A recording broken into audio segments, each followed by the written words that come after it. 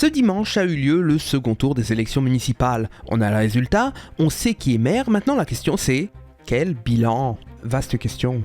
Et vaste pays, on y compte 3284 communes de plus de 3500 habitants. Et si l'on se base sur celle-ci, le vainqueur semble être plutôt la droite.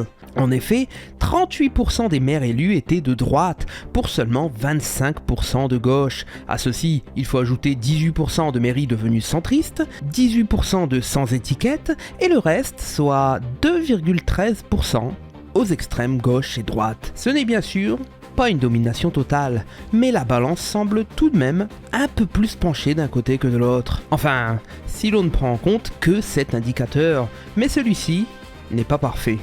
Pour voir les choses d'une autre manière, on peut regarder, pourquoi pas, le nombre de voix totales exprimées par inclinaison politique. À l'heure de l'écriture de cette vidéo, nous n'avons pas encore tous les chiffres en détail, donc nous devrons faire avec les voix du premier tour, mais elles sont déjà bien représentatives. Et avec ce nouveau point de vue, le tableau est tout à coup beaucoup plus resserré, puisque l'on décompte 5,3 millions de voix exprimées pour la droite et le centre droit, toujours majoritaire certes, mais aussi 5 millions pour la gauche. Des résultats proches, bien plus que ce que le nombre final de mairies conquises semble refléter.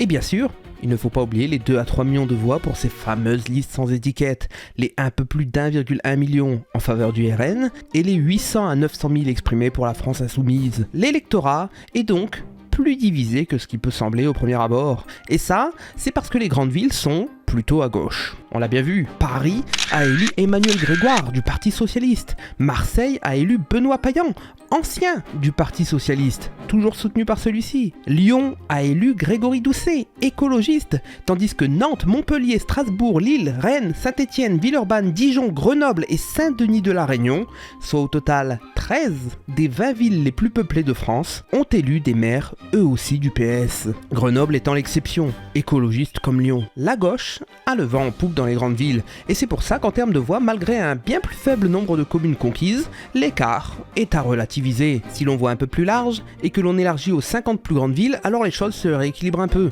puisque la gauche, LFI comprise, obtient 25 mairies, et la droite, RN compris, 23, les centristes en ayant 2. A noter, toujours sur ces 50 plus grandes villes, qu'aux élections précédentes de 2020, la gauche avait obtenu 28 villes. Le recul est donc réel, sur cet indicateur tout du moins. La comparaison avec les précédentes élections montre d'ailleurs plus globalement un délitement des grands partis historiques.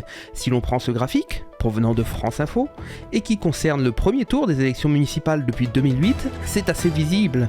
LR, l'ex-UMP, et le PS étaient en 2008 et encore dans une moindre mesure en 2014, immanquables dans l'ensemble du paysage politique français, au point que si l'on prend juste cette part du graphique, on pourrait croire à un résultat d'élection américaine, avec seuls 2 partis réellement pertinents. On n'est pourtant pas sur un Trump versus Kamala Harris, mais c'est vrai qu'en comparaison, celui de 2026 paraît très bariolé. Et encore, il est ici question des villes de plus de 100 000 habitants, où, on a pu le voir, le PS a su se maintenir. Dans les villes grandes et moyennes, il n'y a pas de parti unique qui semble spécialement tirer son épingle du jeu. Une conclusion à laquelle on était déjà arrivé en 2024, lorsque le président avait fait dissoudre l'Assemblée nationale. En parlant de président, ces élections sont aussi très scrutées pour ce qu'elles présagent du futur, puisque dans 1 an seulement, ce seront les présidentielles qui feront parler, et que les municipales dressent un portrait certain du pays. Probablement rassurant pour beaucoup de gens, car c'est une victoire écrasante des partis traditionnels, mais à tempérer.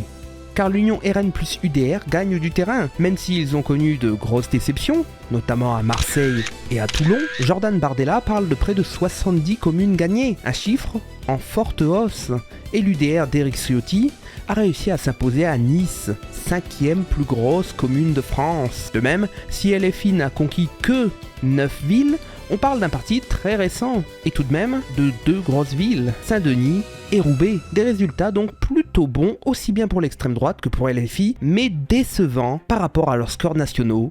Il est vrai. Et c'est pour ça que ces élections municipales doivent être prises avec du recul quand on évoque 2027 et le tableau particulier du pays qu'elles évoquent. Car pour beaucoup de votants, ces élections sont l'exception qui confirme la règle en fait. Des élections aux considérations locales avant tout, différentes de celles de l'échelle nationale. Ici, le sujet qui fâche, c'est l'entretien des voiries, plus rarement l'immigration. Et on ne vote pas pour un parti, mais pour une personne. Ça change tout. Pour en terminer sur les chiffres, lors de ce second tour, ce sont 57% des Français appelés aux urnes qui ont pris part au vote, un score score stable par rapport au premier tour, en hausse en comparaison avec 2020, l'année Covid, où le taux de participation était historiquement faible, 42%, mais légèrement en baisse face aux plus de 62% atteints en 2014.